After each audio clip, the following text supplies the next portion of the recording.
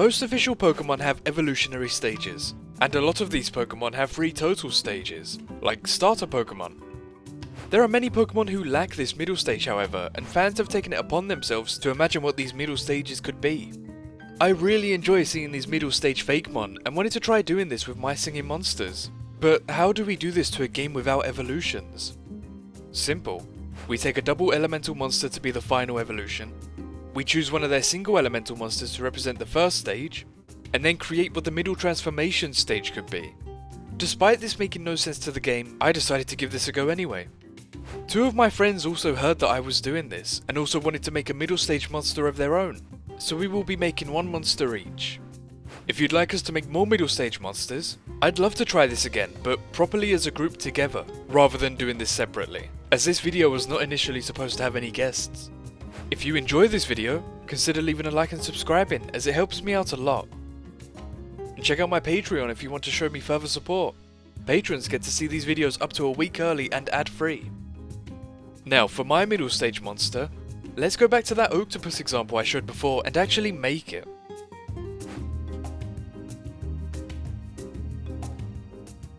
For my monster, I wanted to see what the middle stage for Toejammer and Octopus could be. Going from pure water to a completely grown tree is a big change, so the middle ground could be a sapling or a seed, and so that's what I've gone for.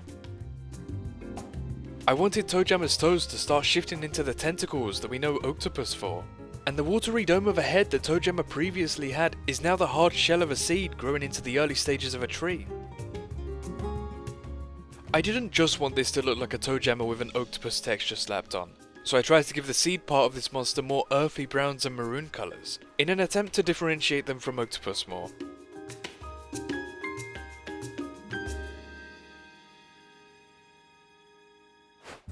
I also wanted water to be present in this stage, so they have this huge dewdrop on top of their sprouting leaves.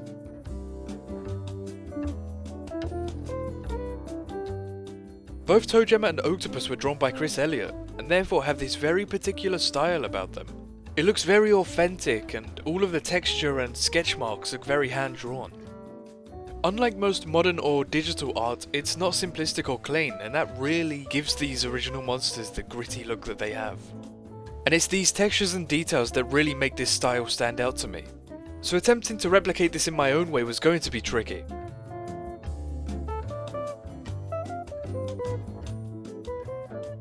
Since the concept I drew at the start has a lot of this sketchy look to it, I'll be trying to blend in parts of this concept art into the monster render to help add that missing texture.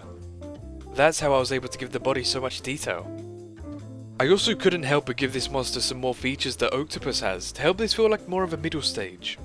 Eyebrows have started to develop, Toejammer's pink eye bags and mouths are now shifting to orange colours, and a single tooth has grown.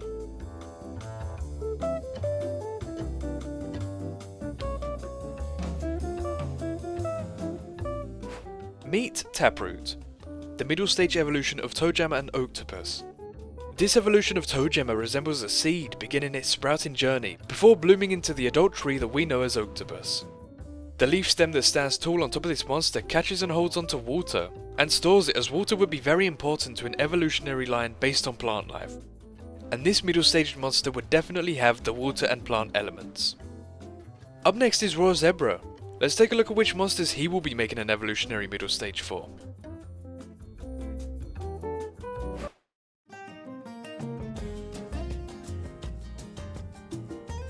Hello, dear viewer. For this video, I was tasked to create a Pokemon-like evolution between the 2 monster species. Yes, the single elemental of Shadow, Grumpire, and the double of Shadow and Mech, Araculele. Yes. I decided to begin with the body. Yes, analysing Grumpire, the body and the head seem to be one and the same, while Araculele had its abdomen along with the head. Yes. I made its body begin to split into 2, its abdomen and the head, to account for both monsters. Yes.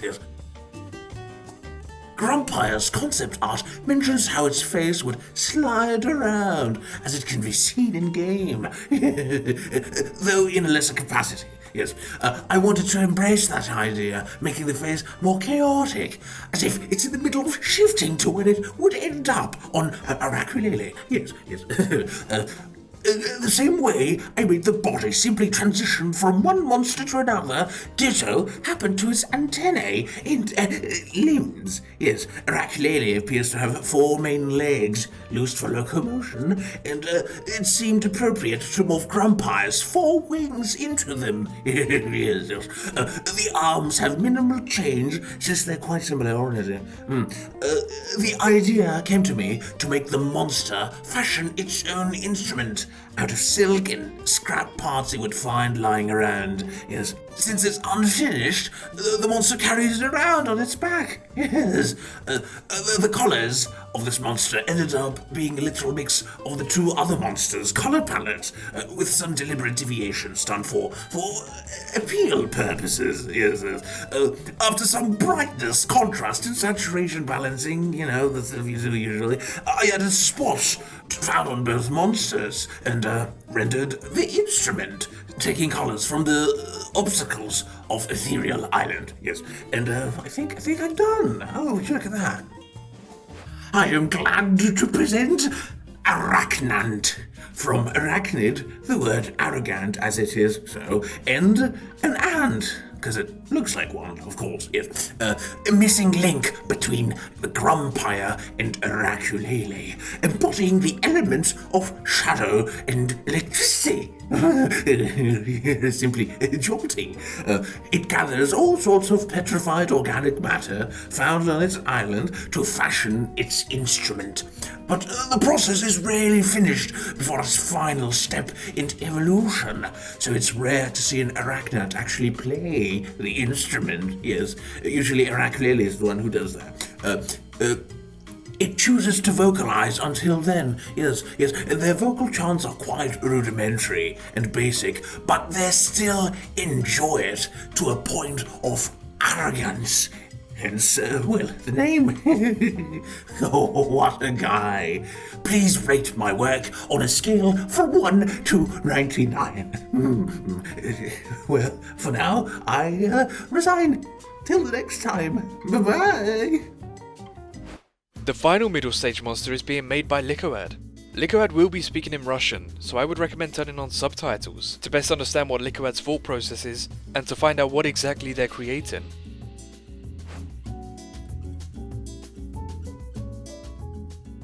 Всем привет, я Likoad666 и сегодня я поучаствую в видео у новой МСМ.